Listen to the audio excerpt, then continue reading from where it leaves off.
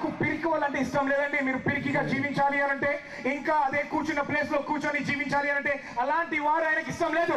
ఆయనకి ఎలాంటి వారు కావాలా?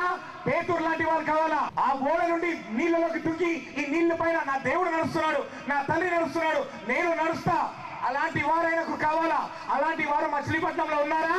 Is anybody like that in Machilipatnam? అలాంటి రోషము కలిగిన పేతురు వలె నేలలోనికి నేల మీదకి నిలిచి నడిచేటువంటి రోషము కలిగిన వారు ఈ మచిలీపట్నంలో ఎవరున్నారు అని ప్రశ్న వేస్తూ ఉన్నారు. My dear brother, I am Born in a very small place in Sanath Nagar, Hyderabad. Sanath Nagar అనేటువంటి స్థలంలో, హైదరాబాద్ లో ఒక చిన్న స్థలంలో నేను పుట్టినవాడిని. When God can take me to Bidar, Bhimavaram and can bring me to Machilipatnam, God can take you to everywhere. అలాంటి ఒక చిన్న ప్రాంతంలో పుట్టినటువంటి నన్ను దేవుడు బీదర్కి, భీమవరానికి, మచిలీపట్నానికి, బందర్కి తీసుకొని రాగలిగితే దేవుడు మిమ్మల్ని అనేకమైన చోట్ల తీసుకొని వెళ్ళగలడు.